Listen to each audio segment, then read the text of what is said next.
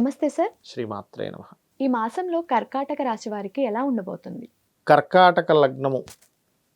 లగ్నం తెలియని వారు రాశి నుంచి చూసుకోవచ్చు. కర్కాటకం వారికి కనుక చూసుకుంటే లగ్నంలోనే వీరికి కుజుడు స్థితి పొందున్నాడు.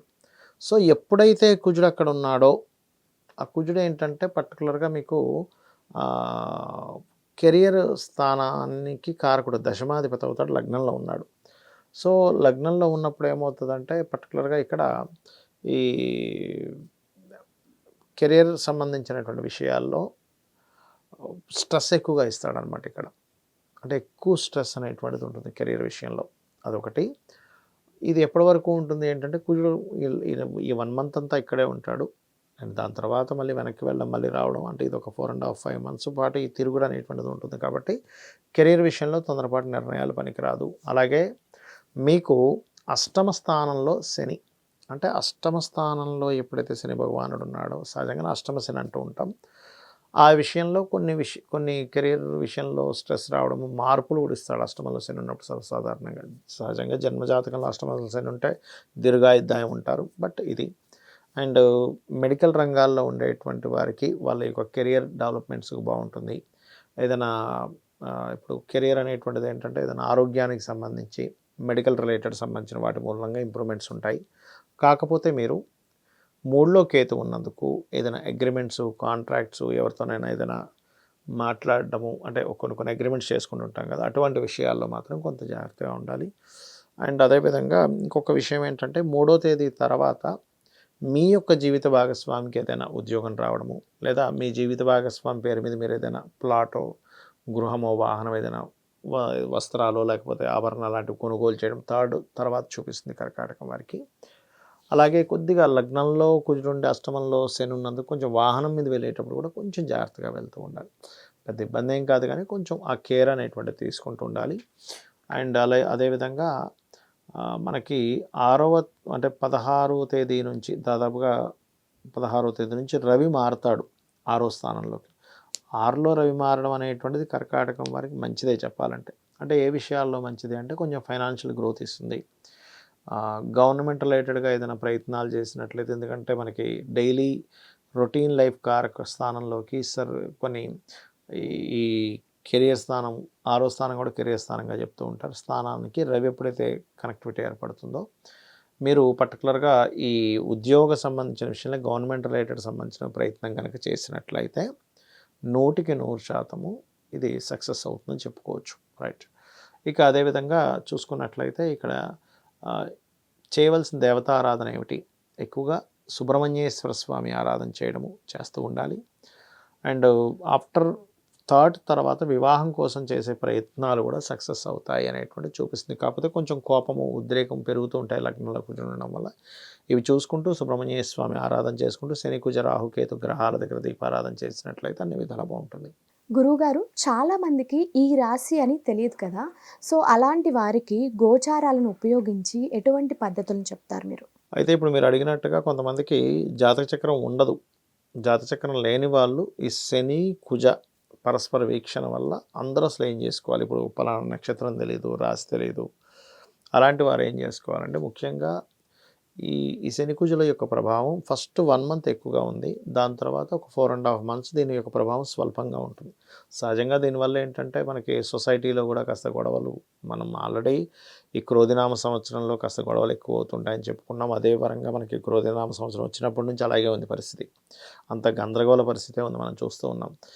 గొడవలు కానీ, మత కల్లోహాలు కానీ, ఎవరో గుళ్ళో ఏదో చేస్తున్నారు కానీ, ఇట్లాంటివన్నీ ఉన్నాయి. అయితే ఈ శని కుజులు పరస్పర వీక్షణ ఉన్నప్పుడు, రాహు దృష్టిలో కుజులు ఉన్నప్పుడు ఎక్కువగా అవుతూ ఉంటాయి. ఇంకా అందుకని కాస్త ఈ వాటర్ ప్లేసెస్కి వెళ్ళినప్పుడు కానీ, ఎక్కడైనా మనకి గొడవలు అవుతాయి అనుకున్నప్పుడు కానీ కొంచెం జాగ్రత్తగా వెళ్తూ ఉండాలి. ఇంట్లో ఒక్కసారి నరసింహస్వామిని కానీ, అమ్మవారిని కానీ, లేదా ఆంజనేయ స్వామిని కానీ తలుచుకొని బయలుదేరినట్లయితే త్రుటిలో తప్పుతాయి చాలా విషయాలు. ఇది మెయిన్గా గుర్తుపెట్టుకోవాలి. అదేవిధంగా మరొక విషయం ఏంటంటే ఇక్కడ కొంతమందికి జాతక చక్రం ఉండదు. జాతక చక్రం లేని వాళ్ళు ఈ రెమెడీ చేసుకోవాలి. ఇంకోటి ఏంటంటే చాలామంది ఏమనుకుంటుంటారంటే గోచార గ్రహాలే మొత్తం రూల్ చేస్తాయి అనుకుంటారు. కాదు, గోచార గ్రహాలు ఏంటంటే జస్ట్ బలాన్ని ఇస్తూ ఉంటాయి నడిచేటువంటి మహాదశకి, నడుస్తున్నటువంటి సిచ్యువేషన్స్కి.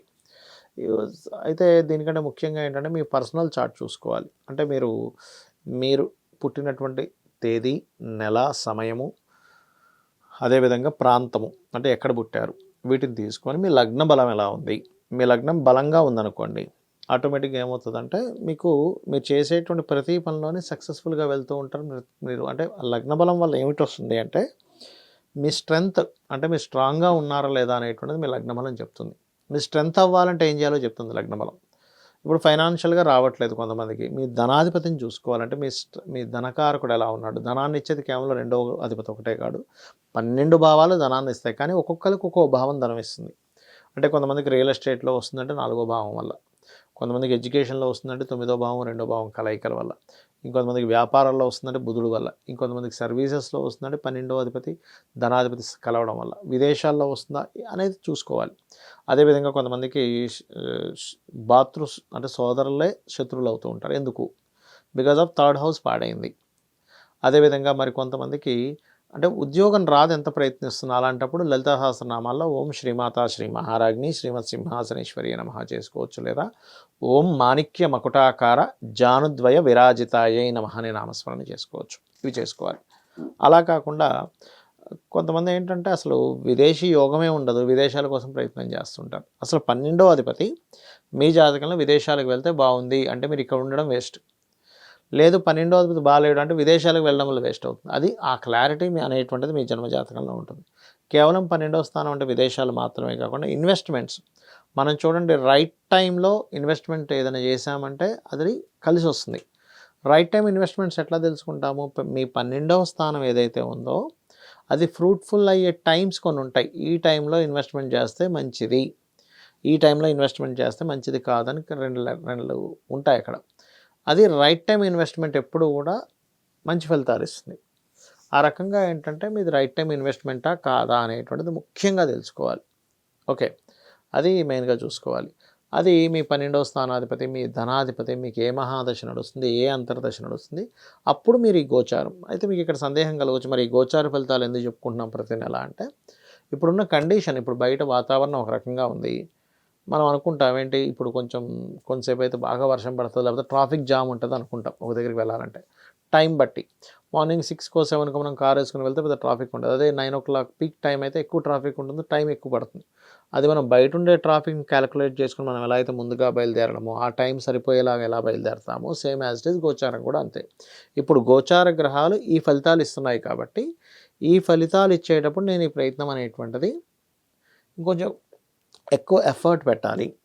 లేకపోతే నాకు ఈ ప్రయత్నం కరెక్ట్ కాదు అనేది, ఇప్పుడు ఉదాహరణకి పంజాగుట్ట నుంచి గచ్చిబౌలియో వెళ్ళాలనుకోండి. మీరు పంజాగుట్ట నుంచి గచ్చిబౌలి ఉదాహరణకి ఖాళీ టైం ఉంటే 15 minutesలో వెళ్ళిపోతాం. అదే పీక్ టైంలో అయితే 45 minutes పట్టవచ్చు. అప్పుడు మీ ప్రయత్నం 15 minutesలో వెళ్ళాలంటే వెళ్ళలేరు, 45 minutes టైం కావాలి అక్కడ. అలాగే గోచారం కూడా ఏం చెప్తుందంటే, ఇది మీకు ఇప్పుడు మీరు చేస్తున్న ప్రయత్నానికి గోచార గ్రహాలు ఎంత బలంగా ఉన్నాయి చెప్తుంది. అది మనం చెప్పుకునేటువంటి మాస ఫలితాలు. కాబట్టి మీ పర్సనల్ చార్ట్లో ఏ యోగం ఉందో చూసుకోవాలి, గోచార పరంగా ఏ యోగం ఉందో చూసుకోవాలి. చాలామంది కూడా ఏంటంటే వివాహం ప్రయత్నం చేస్తూ ఉంటారు, 7th house అసలు వాళ్ళ పర్సనల్ చార్ట్లో యాక్టివే అవ్వదు. గోచారంలో బలం వచ్చినప్పుడు ఏంటి, ఏదో వాళ్ళు వీళ్ళు అడుగుతుంటారు, ఏదో కలుస్తుంటారు, కానీ ఫ్రూట్ఫుల్ అవ్వదు. ఫ్రూట్ఫుల్ ఎప్పుడు అవుతుంది? మీ జన్మజాతకంలో యోగం ఉన్నప్పుడు అవుద్ది. దానికి గోచార బలం కూడా కనెక్ట్ అయితే అవుతుంది. అలాగే వివాహం కావచ్చు, బిజినెస్ కావచ్చు, ఎనీథింగ్. సో గోచారము అండ్ జన్మజాతకం ఈ రెండు చూసుకొని ముందుకు వెళ్తూ, దాంతోపాటు పరిహారాలు. ఫైనాన్షియల్ ఇబ్బంది ఉంది అంటూ ఉంటారు చాలామంది. ఇబ్బంది ఉంది అంటే ఎందుకు ఉంది? మీ పర్సనల్ చార్ట్లో ఏ ప్లానెట్ మీకు ఫైనాన్స్ రాకుండా చేస్తుంది. దానికి మీరు ఓం సంపత్కరీ సమారూఢ సింధుర వ్రజ సేవితాయే నమః అనే మంత్రం చేసుకోవచ్చు, లేదా ఓం ధర్మాధార ధనాధ్యక్ష ధనధాన్య వివర్ధినియే నమః అనే మంత్రం చేసుకోవచ్చు. ఇట్లా చేసుకోవచ్చు. సో ఒక్కొక్క దానికి లలితాసహస్రనామాల్లో మనం మొత్తం 1000 నామాలకు చెప్పాము. దాని పరంగా మీ జన్మజాతకం ఎలా ఉన్నా కూడా మీరు రెగ్యులర్గా చాంటింగ్ చేసుకున్నట్లయితే 100% మీరు ఆ యొక్క ఇబ్బంది నుంచి బయటపడడం జరుగుతుంది. శ్రీమాత్రే నమః.